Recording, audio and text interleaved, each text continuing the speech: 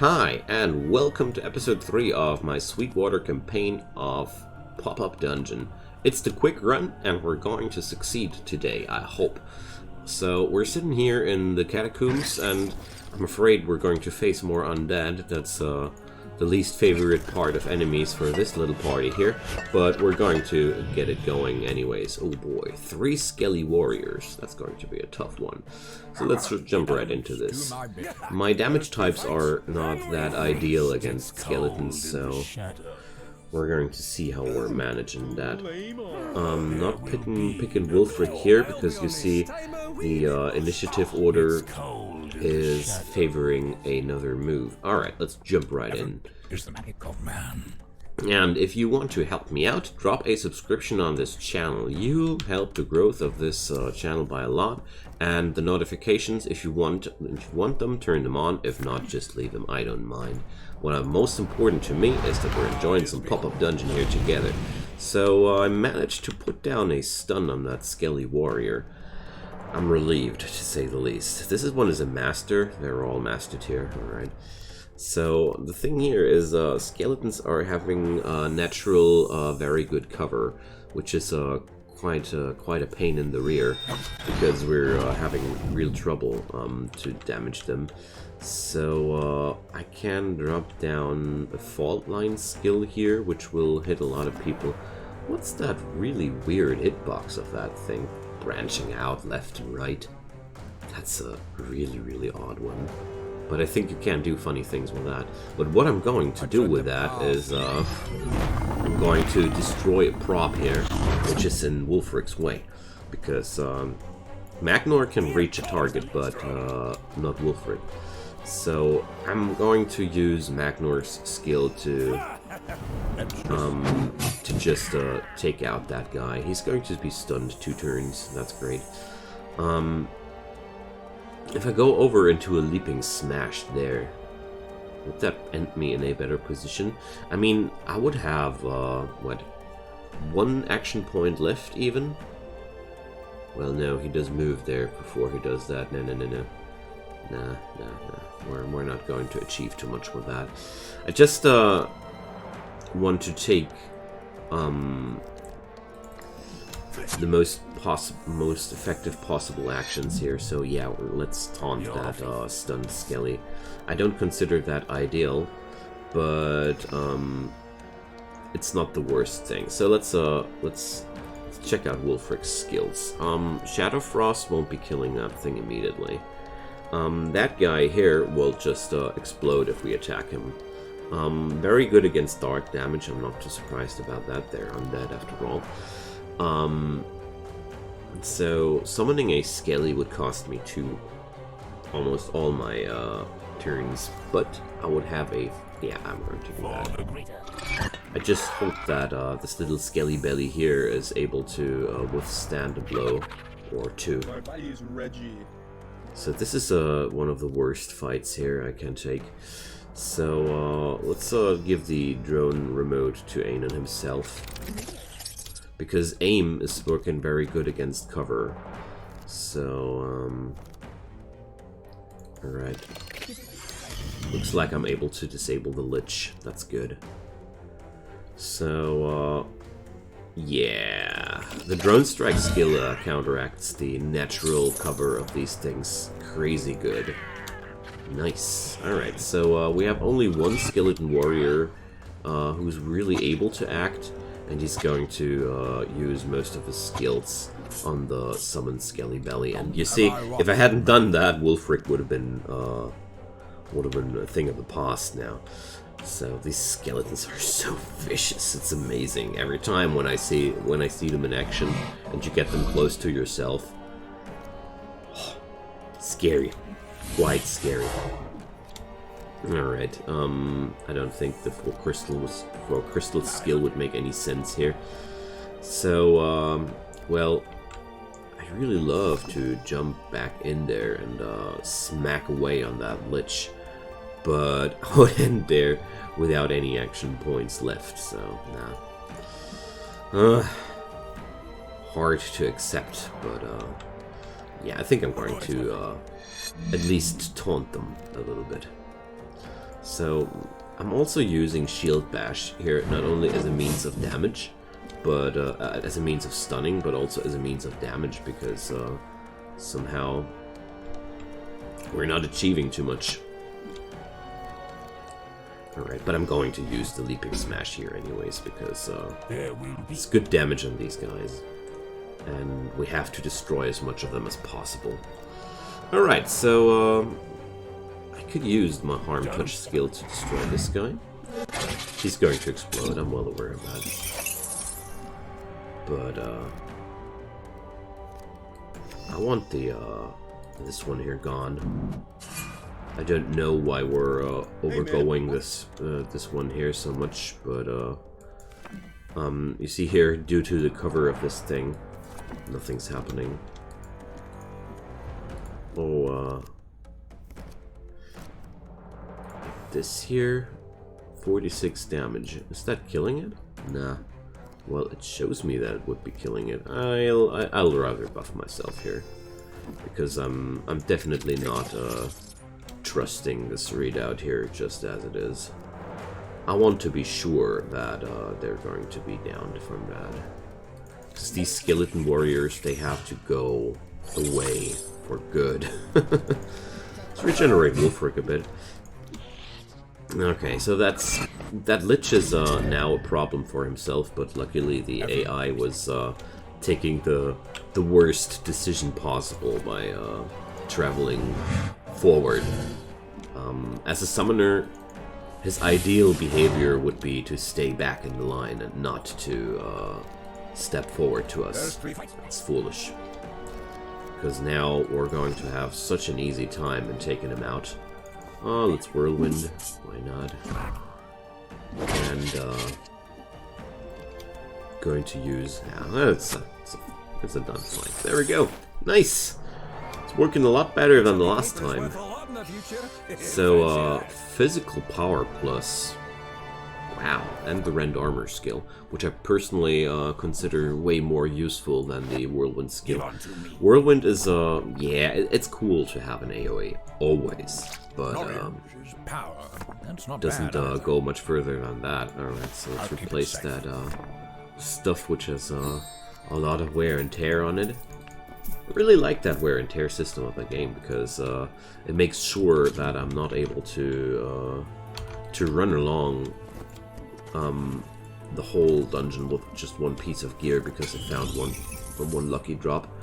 That negates the warping effect of too good loot at some point, because other games, and especially roguelikes, when you toss in some piece of way too precious loot, it can warp your whole game experience, because it trivializes like a third of the content all of a sudden, because yeah, that's a problem with procedural generation. Some things just work too well in a randomly generated environment. So, long story short, if things degrade while using, you're forced to replace them at some point, even if they're legendary. And here goes the next fight. That's less Skelly Warriors, a Spectre. Oh boy. That one-shot potential in those guys. It's so scary. Going to place Orin here. I hope that I'm able to destroy the prop before we need to act, but it's looking well. Ainen and Orin get to act before the goblin, and I gotta take out that goblin, because else it will take out Orin. We know how that works. But let's first check out if I'm able to stun that Spectre. Boom! Oh, yeah, I'm so happy now. Stunning away that Spectre is basically such a good opener for me. So let's check out the Geomancy skill. So that's a blob in front of me. Yeah, whatever. Let's blob that. This Geomancy skill is so weird. Oh, it's a ground AoE field, but the damage is so low. Ugh, I shouldn't have used it to begin with, I feel like. I dislike these skills a lot, which I feel like I shouldn't have used it to begin with. But that's mostly because the stats of the unit are not fitting too well to the item. Alright, but we're going to get there. Luckily I was able to debuff that goblin, so we're going to have no problem at all with this guy.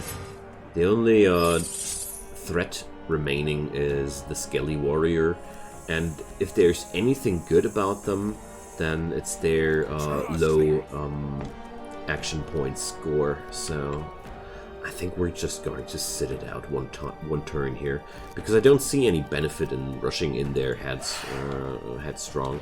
I mean, there's even a little AoE zone protecting me and distracting the enemy.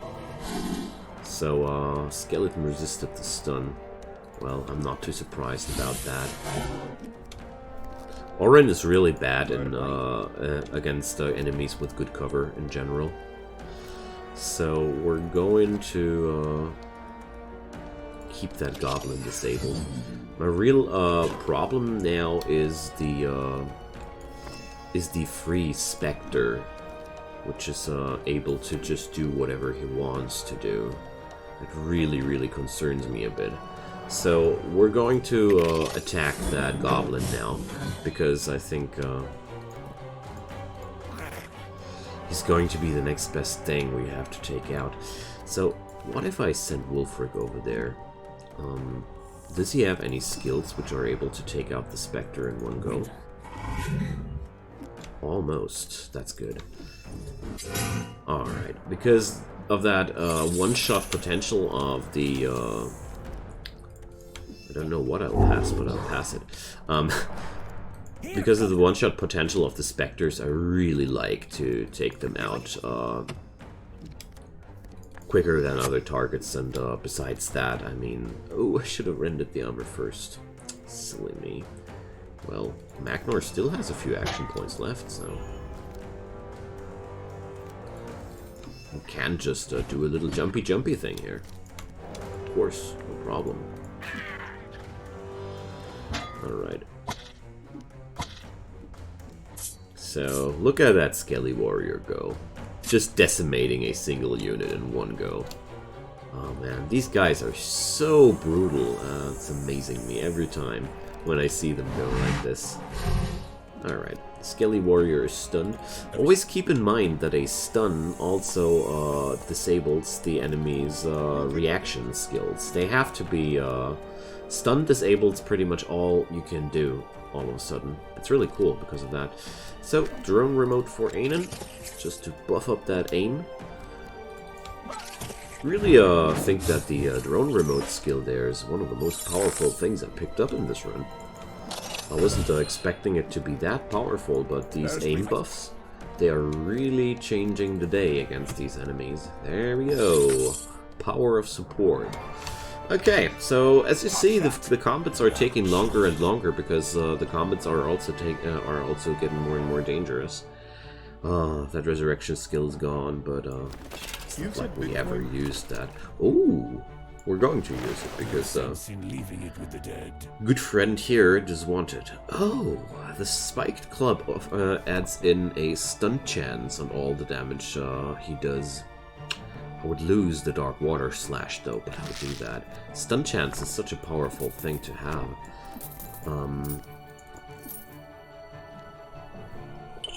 And besides that, I think that Wulfric definitely does enough damage here. So, what did I miss? I must have walked past some treasure there.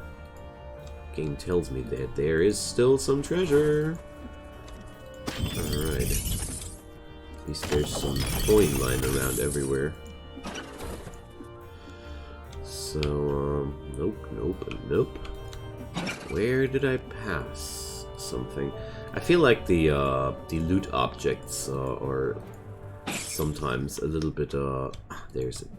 I mean, this fits so well into the scenery, I had real trouble to find it. I think these could be a little bit better visible. Just my 2 cents. Alright, I could give this oh yeah, let's do this upgrade. This gives Magnor some regeneration ability, but no. Let's not be reckless here. Flame Blade is awesome. Ignite, well, obviously his elemental power is high enough. The Breezy Bathrobe, who knows what that gives one day. Steam Beeper doesn't seem to have a skill involved. So I'm going to upgrade his Breezy Bathrobe because... yeah, there we go. That's enemy targets hostile ability at you. Launch away from you. Awesome. I will take that. Let's check that out. Because giving him a regenerating ability on that... Oh, come on. It's really not that good. I'm getting most of my healing done by Life Siphon, so I don't really need healing and regeneration effects. Magnor would be strong on that. So, what's that? Not taking that. Give unto me. Evasion. Decrease of damage, yeah. Wolfric, Let me get this one. Let me get the next one. Mind power for Ainen. Such a dirty boy. It's cold in the... Ow, we got that roll. Inevitable. So, we found some jewels. All these things can be used for other things. Stone of Three Grooves, I'm going to pass that. Because, like I said several times before, this series is not about the story. I just want to guide you as good as I can through the enemy sets which are featured here. Because most of Sweetwater is something like this or such. What I want to say with that, most of the time the enemies are composed out of similar things. So let's get into that fight before I waste my time yapping here. So this is one really nasty environment. We have lots of water here, and nobody of my party levitates, so this is a no-go zone. But I'm going to utilize this with Oren and Ainen. They're having high ranges here. Magnor and Wulfric standing here. Just took care that Magnor, who's acting before Wulfric, is not standing like that. I made this mistake in the past a lot, like not paying attention to the order, and this would be just bad. Because Magnor would be unable to act, so always take care on in which order your units are acting out. It's really making a lot of difference. Okay, so is this a one-shot? It's possibly a one-shot. Go, Oren! Aw, now I'm a little bit disappointed. What's his reaction skill? Mundane damage. Alright. So getting everything away, which is magic damage. Alright, so we're going to stun away on that deep root rock guy over there. It's always nice. These have some nasty AoEs. And, yeah, why not? So, launch him away. I don't mind. Alright, Bat Swarm is having some really nasty damaging skill. And, I'm going to jump because of that. So there we go. I was able to live through that damage. So now let's check out how much action points do I have. I think I'm going to stun that thing and then chop it. Because stunning is always worth your effort. Alright, so what are my action points? Can I do the drone remote? Yes, I can. So while it doesn't do anything if your enemies have no cover rating at all, but as you see here, it really increases the damage because every piece of aim that goes over 100 starts negating the enemy's cover rating. So, if you want to hit people which are having good cover, increasing your aim is also a way to do it. Is this piece of Bat Swarm kidding me? They're really trying to find a way out of this. Looky here. So, okay. Yeah, that sure looks super effective. Not. It's a Rolling Thunder on that boy. Okay, let's see if I get something useful out of the skill for once. Yeah, well, obviously yes. Look at that damage. Wow. That was kicking. Alright. Nice. So, Magnor is actually able to take that thing down. Oh, come on, let's do it. I really like that flame imbue skill. What I don't like is if it's not enough. Alright, whatever. We got that bat swarm out of the combat. That's all I wanted. Oops. Yeah, whatever. It's actually not bad giving the flame post on him. While it does sound a little bit weird, it actually empowers you. You do more damage because you take some damage, but you also get some power increase. And due to the insane due to the insane life siphoning stats of my party, I'm okay with that. Oh, look there. I don't know. I don't want that. No sense in leaving it with the dead. Alright, so I got the fake news skill for Anon. So now we have a means of confusing our enemies. And there goes the second fight of this combat. So this is a preemptive strike fight. These are the best. As you see here, I'm getting free dibs on my positioning, basically. And we get to act all on our enemies, so we're going to smack them for sure. Alright, so I'm going to give the drone remote to, this time to Orin. Ow! I'm triggering out all these nasty echolocates out of the bat swarm. Wow, that was really close. I almost killed Anon there. Whoopsie. So with that insane aim rate, we can do good things. I hope. I just hope. Nah, I'm not going to stun that guy. I'd rather try my luck with the Dracosaur. 1%, 56%. Let's try the cave rats. There we go. Because I don't really think that I'm going to achieve much with that ogre. I'm pretty fond of Wulfric's ability to take that thing down. Alright, let's stun that bat swarm. Go into rend armor. Chop. Taunt. Wonderful. There we be. Alright, so just as I had anticipated, no problem at all. Let's take that one. And let's take the Unholy Health. Not because I need it, but because I want to pass over more damage over time debuffs here. Our enemies are mostly disabled. Only the Dracosaur was able to act a wee little bit. Well, that's okay. So I'm going to give that drone remote skill again to Anon, and I think he does better things with that. So let's take down the cave rats. Or not. And disable the Dracosaur. Wonderful. So maybe that little Tempest here will be enough. There we go. Finally some good use for this skill. Alright, but the dungeon monsters here are way easier to tackle for this party, as you notice. We're having so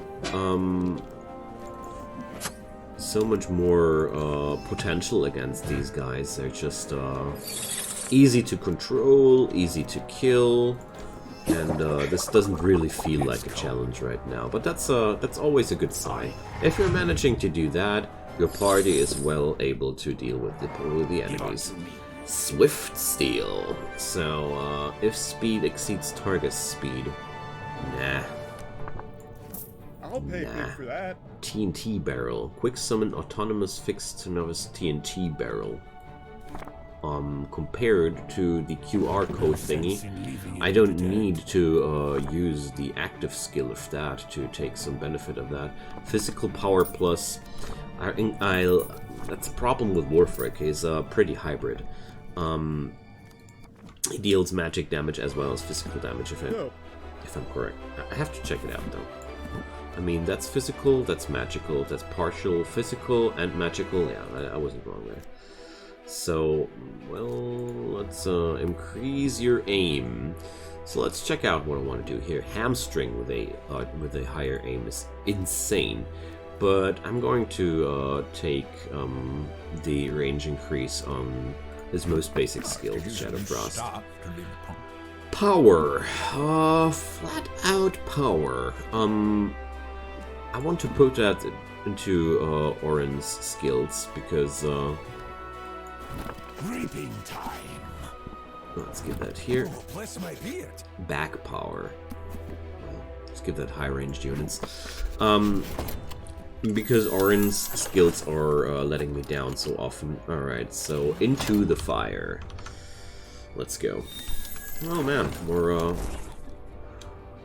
okay, we're not getting that chest, I'm sure. So this is one of the hardest fights in this story, because these demons here, as you see, I'm not able to reach them properly, and in this scenario I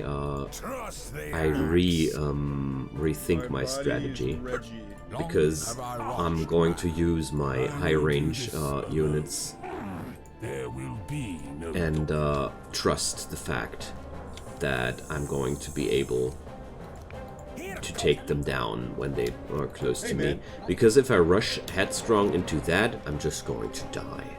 That's absolutely sure. So we're just sitting it out and letting them little boys run closer to us. Because the thing is, moving these long commutes spreads them out a bit, and movement points are also moving is eating also your action points, and during the first turn most enemies don't have much action points, so you can force your enemies to take a long commute towards you. There we go, stun on that bad boy, and we could be tempesting him away again, but I don't want to take that.